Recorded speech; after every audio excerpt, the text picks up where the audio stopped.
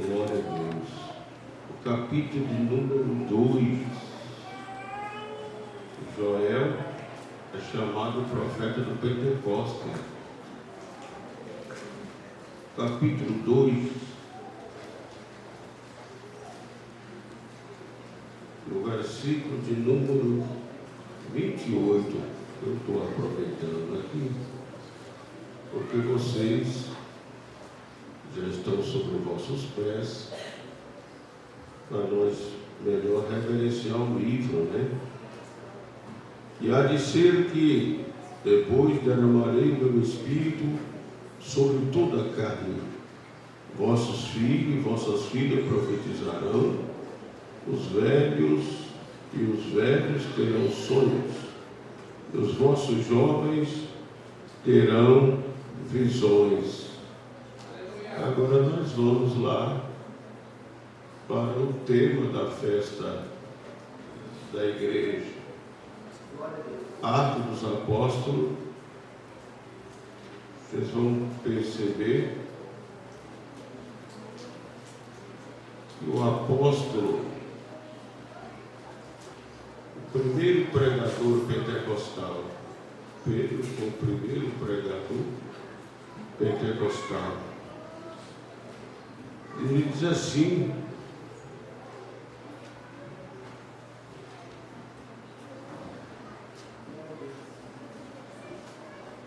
livro de Atos.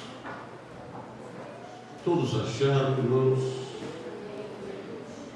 Capítulo de número 2. Eu troquei de Bíblia, né? A gente troca a Bíblia que nós não estamos conduzindo ela sempre para a igreja constantemente assim. Peguei lá uma Bíblia mais nova, né? E ouvindo ele isto, compungiram-se em seus corações, e perguntaram a Pedro e aos demais apóstolos: que faremos, varões irmãos? Disse-lhe Pedro: arrependei-vos cada um de vós, seja batizado em nome de Jesus Cristo para perdão dos vossos pecados, recebereis o dom do Espírito Santo. Porque a promessa vos diz a respeito de vós, a vossos filhos e a todos que estão longe, e a tantos quanto o Senhor Deus vos chamar. Repita comigo: a promessa é para hoje. A promessa é para hoje. Podem sentar. Eu quero aqui agradecer o meu amigo aqui, companheiro, os demais companheiros aqui comungando conosco. Eu tenho um grande apreço esse casal, irmãos. Não sei se soubesse o quanto eu amo o senhor e a tua esposa.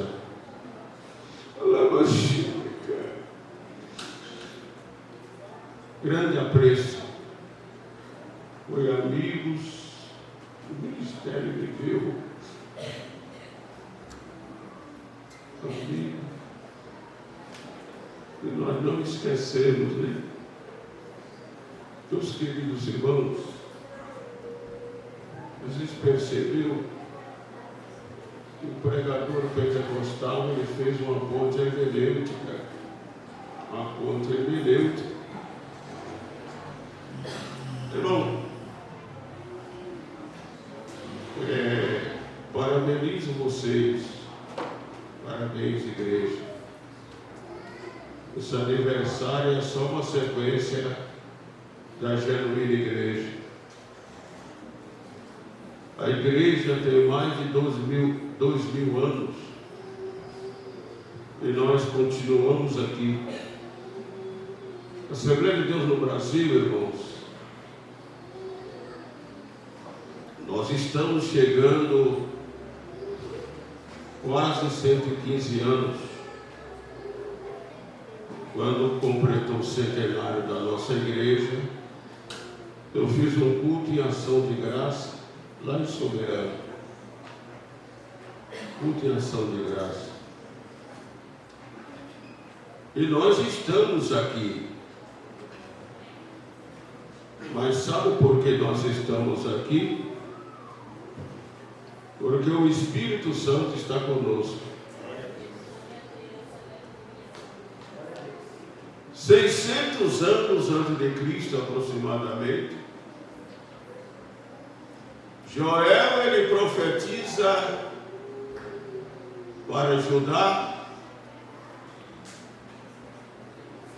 E esta profecia aqui, irmãos, ela ainda não teve o seu cumprimento cabal.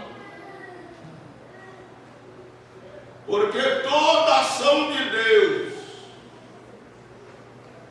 que gira em torno da igreja, nós, membros do corpo de Cristo, eu posso dizer com toda a propriedade, porque eu tive a experiência pentecostal com a idade tenra. E 3 coisas Deus me prometeu antes de eu ter essa experiência. A profecia de Joel, ela é para hoje.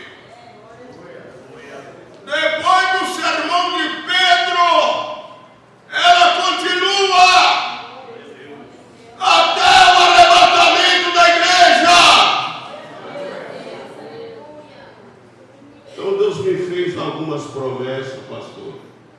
Deus falou comigo: vou eu te encher do meu espírito. E eu buscando esta promessa, a experiência pentecostal, eu chorei muito, chorava muito, e também orava muito. Jovem naquela época, nós íamos para as vigílias, passava a noite orando, e quando eu não era contemplado com a experiência pentecostal, eu voltava chorando para casa. Alguém me acalmava. Eliseu, tenha calma, você vai receber. Quem sabe na próxima vez você vai receber a experiência pentecostal.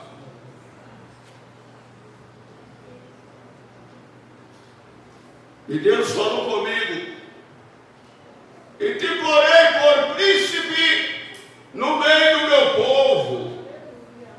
3, cumprimento. Porque Deus, quando Ele fala, a efusão do Espírito, ela é para hoje, agora. Não vá para a eternidade sem essa experiência, por favor. Pois bem, e eu fiquei ali buscando o que fazer. O que fazer, pastor? Batei e abri-se-vos-á. Com glória! Perseverai em oração, velando nelas com ações de graça. A oração é a chave do avivamento. A oração é a chave do poder. Aleluia! Quando foi um dia, eu fui para um culto de oração, somente os jovens, os rapazes. A oração começou 10 horas, ou melhor, às 22 horas, começou a oração. Irmão, a promessa é para hoje. Você tem sede? Você tem sede?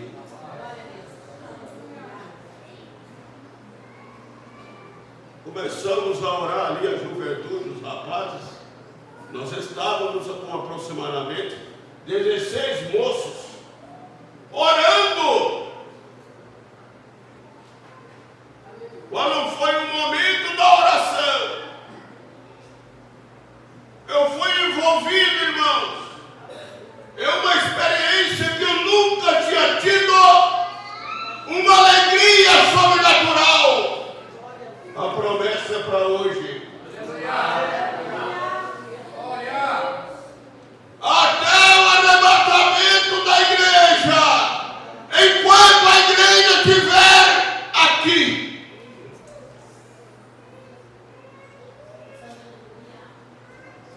Jesus estará, Ele é o batizador. Em meu nome falará novas línguas. Olha aqui, pastor Eliseu. Irmão, eu tive uma experiência tão grande com Deus.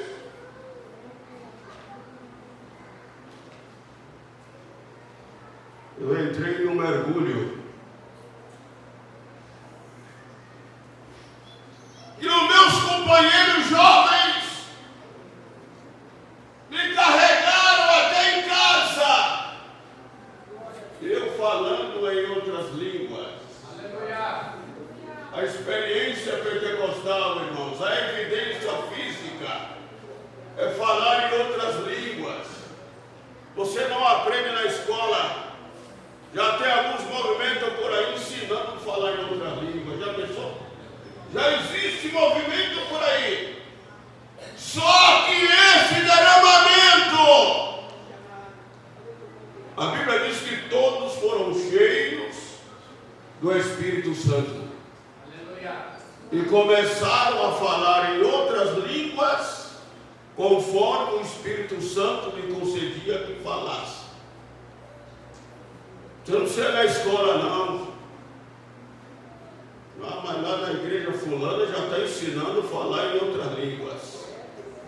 Esse não é o Espírito Santo enviado. Esse aí não. Esse não é. Irmão, o Espírito Santo,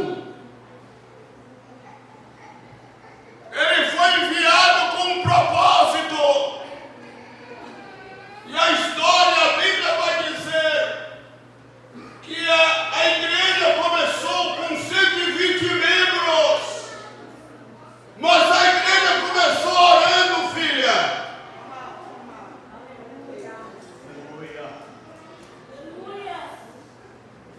A Bíblia diz no capítulo 1, versículo 14 de Atos, que os irmãos permaneciam em oração, e o texto é categórico. Até Maria, mãe de Jesus, estava na oração. Por isso que Maria não pode ser adorada, né? Tem muita gente dizendo aí que é pentecostal, esse movimento que nos últimos anos surgiu aí, sobre o movimento carismático. Ele diz que tem o Espírito Santo, mas adora Maria. Irmão, quem tem o Espírito Santo não adora Maria. E Maria não é mãe de Deus, porque Deus não tem mãe, Deus é eterno, Deus é Pai, Pai da eternidade.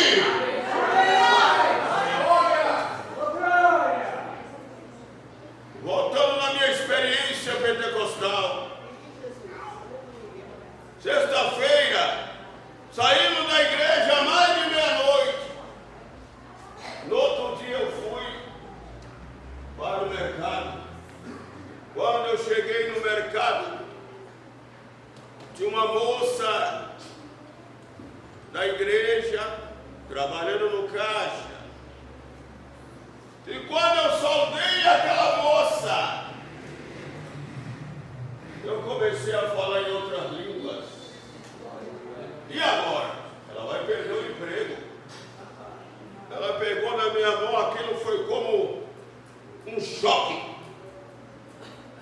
E alguém começou a perguntar para ela: ele é estrangeiro?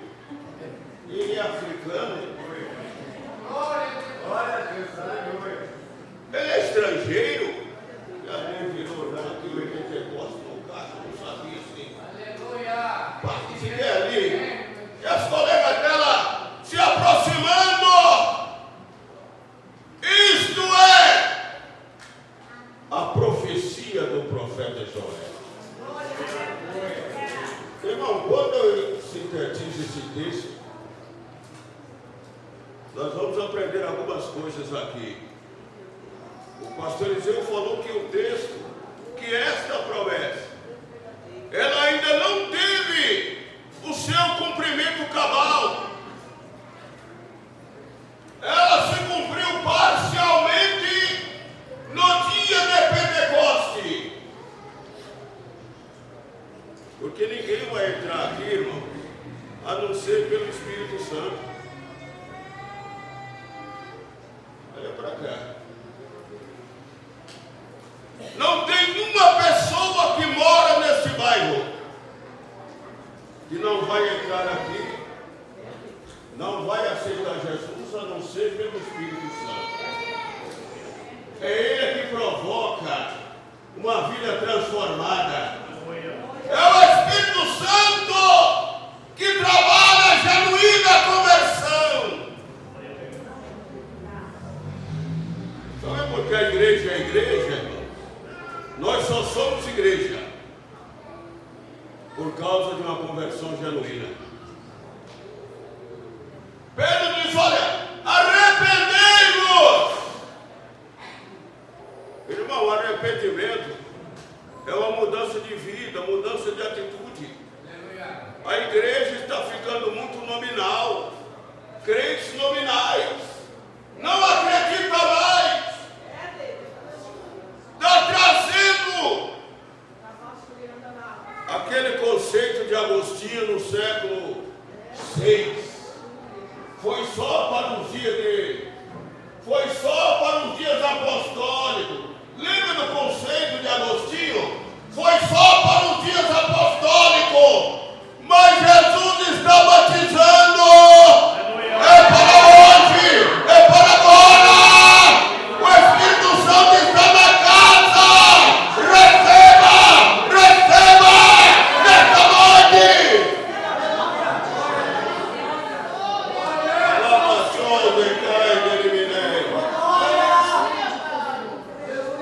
E muita gente está vindo na igreja, mas ainda não é igreja. Ainda não é. Canta. Às vezes até prega. Diz que adora. Não adianta vir à igreja e não ser igreja. Nós enfrentamos tanta dificuldade para nós chegarmos até aqui, quase 115 anos. Desde os dias apostólicos, os discípulos estavam, narração do evangelista João, capítulo 21 por ali. A Bíblia vai dizer, e eles estavam em uma casa ou em um cenáculo, porque quando Jesus, ressurreto dos mortos, grande foi as adversidades naquele dia após a ressurreição. E o discípulo ainda nominais. E a Bíblia vai dizer que ele estava escondido, com a porta cerrada.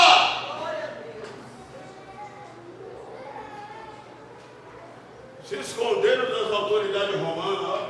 Se esconderam das autoridades romanas.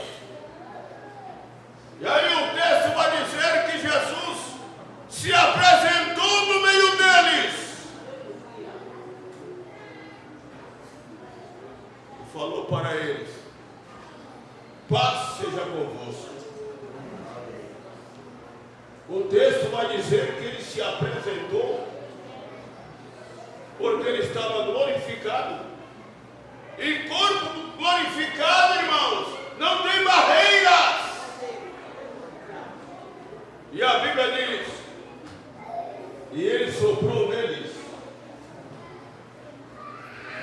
Todo homem na genuína conversão, ele já tem o Espírito Santo. Todo homem e mulher na conversão genuína, ele já tem o Espírito Santo. Ele é salvo. Ele é selado. Ele é filho de Deus. Ele faz parte da igreja.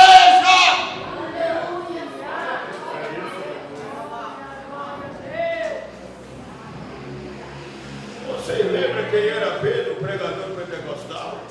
Lembra? Quem eram as atitudes? Quem era Pedro? Mas quando ele pregava esse sermão, ele vinha no dia de Pentecoste, ele estava cheio. Ele estava cheio. É para hoje. É para hoje. Mocidade é para hoje. Ancião é para hoje.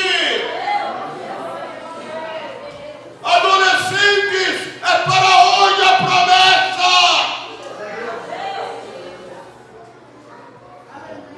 Glória a Deus. Passou-se uns anos. Aos 26 anos de idade, irmãos, eu fui à ação pastoral. 26 anos de idade. Aí eu lembrei de mais um cumprimento de uma promessa. Te porei por príncipe. Irmão, Deus é Deus de promessa. Igreja, Deus é Deus de promessa. E quando Ele fala, Ele cumpre com a sua palavra.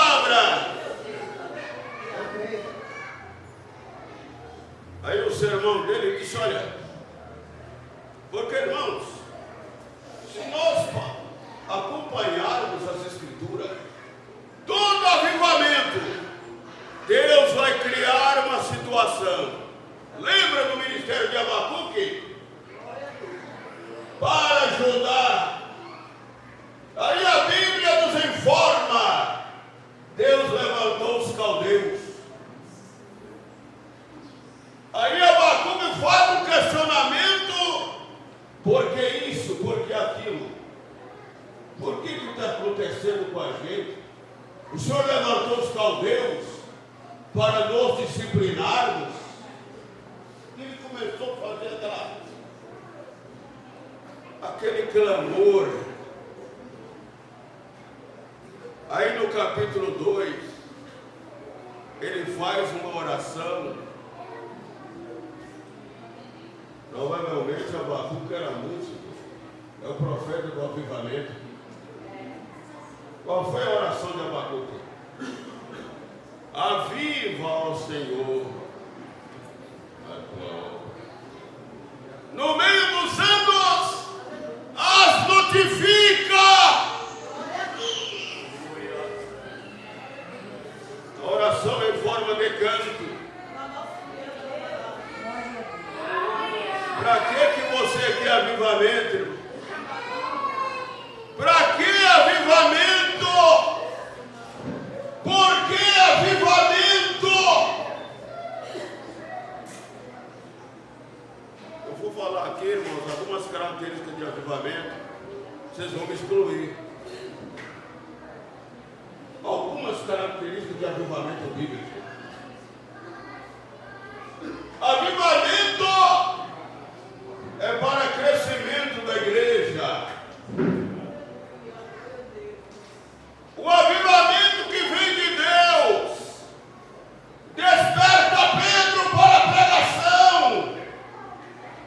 Avivamento me leva a ansiar uma vida de santificação. Para que avivamento bíblico? A Bíblia diz que ninguém conteve eles mais. Ninguém conteve